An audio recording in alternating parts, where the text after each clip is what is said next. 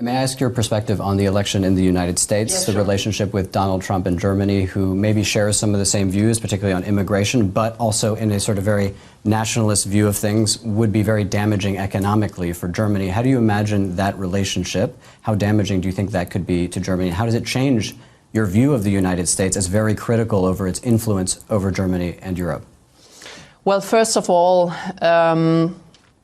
when I saw the elections in the US, I almost had physical pain how Donald Trump and his family was disparaged by the mainstream media.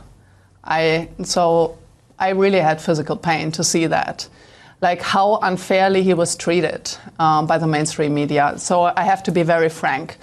I actually put my thumbs up for Donald Trump. We have huge hopes in his presidency, and I really hope that he puts an end on this terrible war in the Ukraine, because the European member states are actually not willing or capable of doing something like that. So we have to tell the truth that we are not capable anymore. I think, because you asked me on trade policies, I think that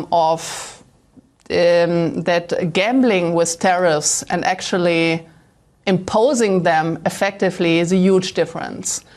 And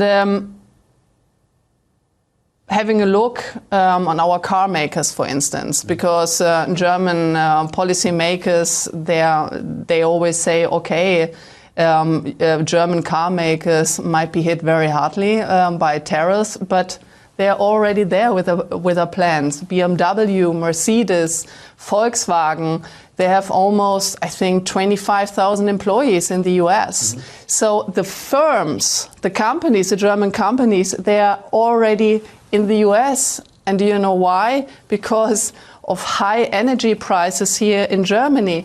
So the policies, these obnoxious policies being imposed on German companies by our own policymakers actually led them to build plants in the US and abroad, because here they cannot produce anything anymore on a competitive level. And another question, that you had your co-chair out this weekend talking about NATO and the relationship of Germany to NATO, saying that basically Germany should consider leaving NATO in its current arrangement. Is that a position that you agree with, and on what basis? Well, this is not exactly what he said. He said that we need to strengthen the European pillar within the NATO. What does it mean? Well, our security interests are pretty much different from the US within the NATO. And I think, in my opinion, that the Europeans should put their act together, doing more within the NATO. Germany, for instance, never have been paying 2% of GDP at all. So therefore, Donald Trump is perfectly right. So we need to contribute to NATO. But it's also in our responsibility to formulate our national interests, because our national interest is quite different from the US. And it's very simple why. The US is very far away.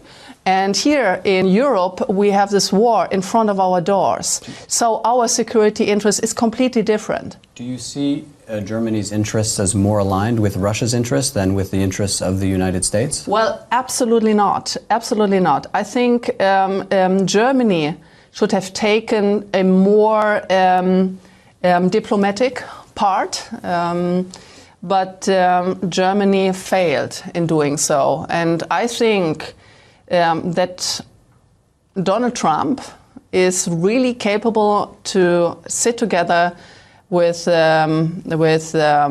Russian diplomats, with Putin, to formulate a freedom treaty, because what we need is freedom,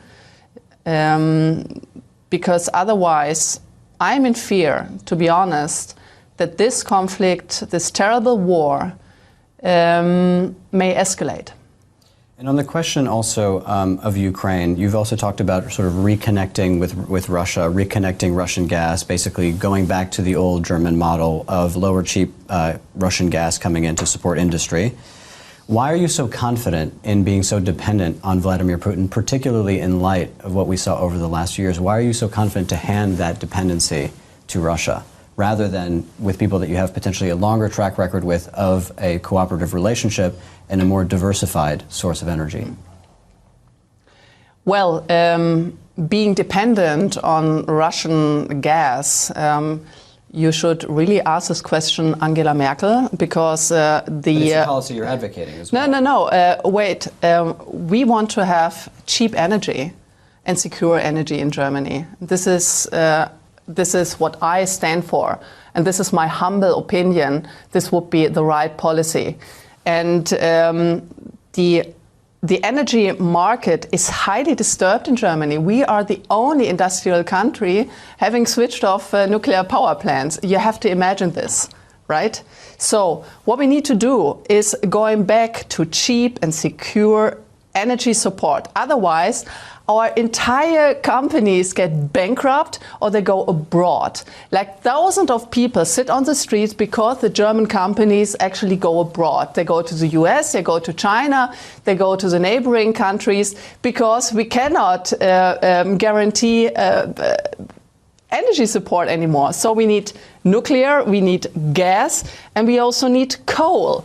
All of this, like the solar and wind power plants, you cannot do this in Germany. It's not possible. And you don't need to be a very smart person, actually, to come to this conclusion. This is a funny thing, actually. And on the sort of question of European politics, again, sort of having seen some of the other far-right parties, or you dispute that categorization, absolutely. But some of the parties that say some of the similar things, they have gone more to the center. We think of Le Pen in France, we think of Meloni in Italy. Is that something, an outline, a blueprint that the AfD is willing to follow in order to gain real influence in the German political debate? Or do you think that they have basically sold out? Well, once again, in Germany, or the label far right is being labeled on people or party, like when people go to work, they earn money, they want to have border control. People who want their children to have a very good education, they're all labeled as right-wing. So I don't understand this label. I just suggest everyone to read our program, first of all. And we are a conservative, libertarian party. And what we want to have is, we want to have a future for the next generation here. And we don't want to have this chaotic politics being imposed on the people. And if you have a look on the Christ Democratic Party, Friedrich Merz, it's a leftist socialist party already. So Chancellor Merkel is the first green chancellor Germany had. She ruined our country. She destroyed our backbone. And this is the responsibility of the CDU, of socialist policymaking.